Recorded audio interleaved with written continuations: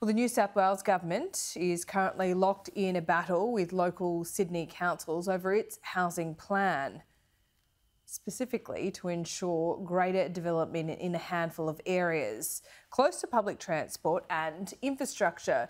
It's true that we need more housing in New South Wales, Sydney especially, to ensure that younger generations aren't locked out of their own homes. But the question is where, and is the state government doing enough on the issue?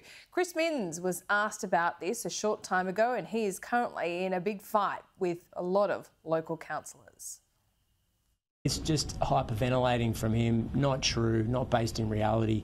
I think he said on the radio this morning that the government's playing politics. I mean, if we were playing politics with this issue, we wouldn't touch it, like everybody else, like Frank Carbone, like the previous government.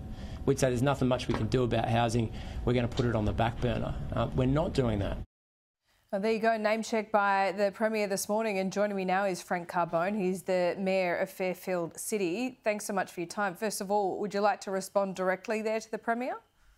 I don't know what he's talking about. We all want more housing and we're trying to actually work to provide more housing. But we can't have a Premier that goes on TV and on radio and talks about wanting to provide housing, and yet they tax every single new home by $12,500. It's not just about providing housing, it's about making sure that it's affordable.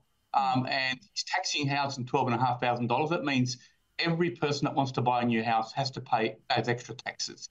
And quite clearly, there's not a housing shortfall. All it is because immigration has been tripled over the past few years, that's actually caused a shortage of housing. So it's about more people coming in.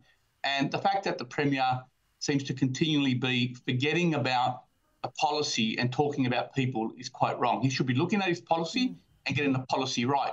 What he's done, he's actually walked away from good policy and quite simply just dumping housing in the Western Suburbs. That's what's going to happen, because the most affordable housing that will be available will be in the Western Suburbs. And the only problem that the Premier's got, and he doesn't want to talk about, is that a place like Fairfield has 48,000 dwellings that are zoned R2 that he's proposing to basically double the houses, double the people living in there. He's going to turn our streets into car parks. He's increasing the floor space ratio from 0.55 to 0.65. He's not telling people the details. This is the problem, right? He's just spinning it. As they always do, when you get these politicians, that's all they've done all their life, they just spin it. And unfortunately, it's going to be people in the Western Suburbs that are going to pay for this through more congestion, more housing, but no transport. Well, let's a bit to unpack there, Frank. I heard you talking about these extra taxes, the $12,000 extra taxes on each new home on Ben Fordham's program this morning on 2GB. What are you talking about exactly there?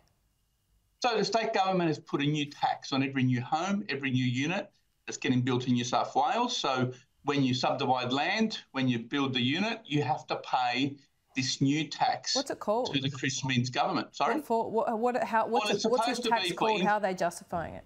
Well, it's supposed to be for an infrastructure tax, but we never had this tax before. And all of a sudden, he's put this new tax on every single dwelling in the state. Now, he's not talking about it. All he says is, oh, we need it for hospitals, we need it for... But it's not like we aren't taxed enough at the moment. Everywhere we look, there's tax, tax, tax. That's all there is. And if you want to make something affordable, if you want housing to be more affordable, don't tax it. The federal government's put in the basics requirements, which actually cost an extra $30,000 per house. Chris Minns has put a new state government tax, which is $12,000. He's already raised the price of an ordinary home or unit by $50,000, and this comes on top. So how do you get to $50,000? Sorry. Well, the basics will roughly cost you about $30,000. By the time you improve your glazing, by the time you improve the efficiency of the house. So these are the environmental requirements for a new home. The environmental requirements that go. Well, you have to do them, and this is why you're not getting any new housing in the state, because people can't afford to build new housing. But yet, what you are getting is an undersupply of existing homes because migration's been tripled. So we're getting more people. Okay, and I would just say the Premier doesn't have control over migration. That's a federal government. That's fine, but he should be fighting to reduce it because that's causing the problems. That's the problems that's being caused. But also, Frank, don't you agree that we need some of those migrants to help build these homes as well? Oh, definitely. So we used to get about 200,000 migrants per year prior to the pandemic. All of a sudden now it's 1.5 million. The government's reduced it slightly, but it's still going to be way and above, if not double, to what we currently get. Quite simply, you can't ramp up housing overnight. The federal government's housing affordability fund hasn't built one new home yet, Laura. No. And they've caused this. Let's be honest. It's the migration that's causing it. I'm not against migration. Of course we need migration, but it needs to be sustainable and needs to be matched with transport and with housing. Yeah, but what Chris Minns is proposing is very important. Everyone that owns a house in the suburbs, there's going to be 2 houses there, a studio at the back.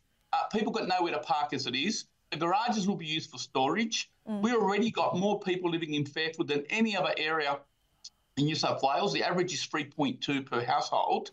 More people per household. Yeah, got it. But, I mean, you got to see the Premier's problem here as well. He needs desperately to build more homes. I agree. And mayors like you agree, but everyone says, oh, but we're too full. No. Let's get this straight. In Fairfield, we have 10,000 homes that are ready to go. Actually, last year I said to the Minns government, we can provide 24,000 new homes if you build that east-west connection from the airport to Parramatta. What did he do? He scraps the east-west connection. So we're happy to build homes. We're not anti-development. But you want the infrastructure. Is that right? Well, how do you double the housing by hundreds of thousands of new homes in the suburbs when there is no new transport corridors? The rail line from the airport to Mount Druitt isn't going to do it, let me tell you.